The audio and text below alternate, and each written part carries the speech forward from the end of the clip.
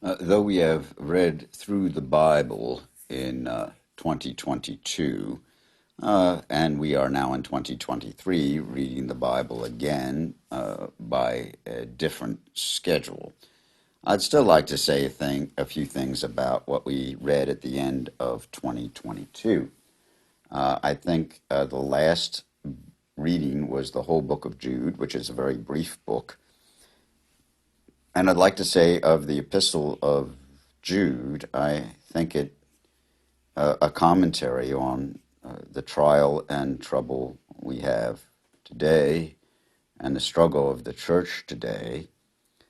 And basically, people who have come in, claim the truth, claim things that are true, God is love, but then substituting their own version of love for God and saying love is love, and they have substituted God's will and God's love for what they consider the desires of their own flesh, and then are then led by those desires, and then claiming that Jesus therefore must approve.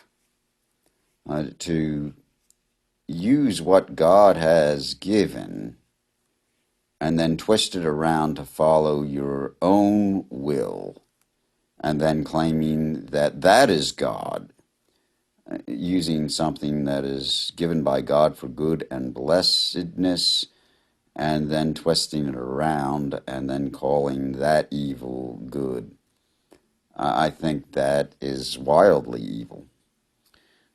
We can see in our reading of Genesis in 2023 again that God establishes God's good order.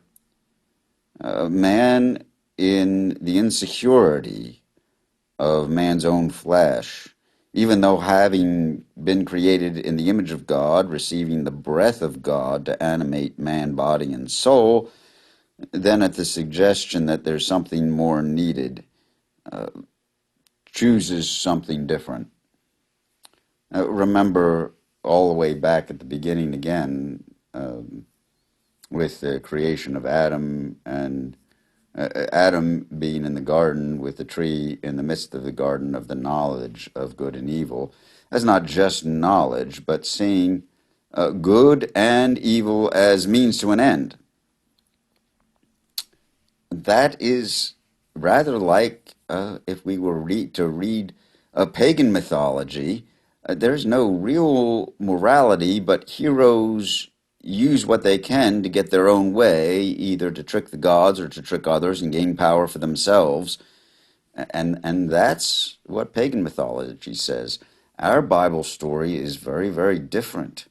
If you look at the pagan stories, there are gods, maybe a god who multiplies his self and with others, rather like acts of our flesh, and incest creates other gods, and then conflict in the family of the gods creates, out of that chaos and conflict, then the earth is formed, and then humanity comes to be, and then humanity is also driven by the flesh like the gods are. The gods sound an awful lot like us in those mythologies. Our story is very different. God starts with God's good order, and then it's humanity that messes things up. I would also like to go back also, and it has to do with love and the flesh. As we remember, the last of the wisdom literature was the Song of Solomon. And when you hear things repeated over and over again in Scripture, pay attention, they are most important. And what moralism or teaching do we get from this kind of hot love poetry? I know some things are lost in translation. But there is something that's said over and over again, and it's a warning of the woman to the daughters of Zion. Do not awaken love until the acceptable time or until the appropriate time. Beware of doing that. It's mentioned, I think, 3 times.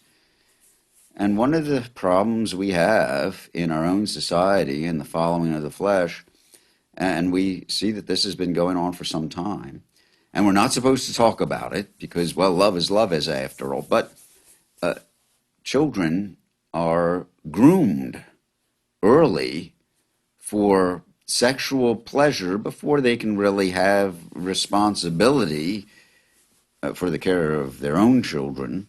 And so we sexualize young ones very early in life. And strangely enough, we see this continuing on with people who are, well, maybe getting to the point where they're old enough it's difficult to have children.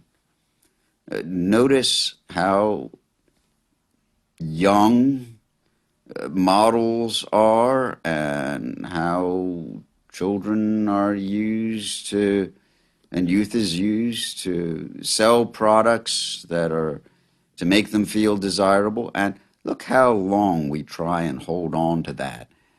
Models of the 1980s having pictures taken of them, what we would call glamour pictures, how great they look now in swimsuits and things.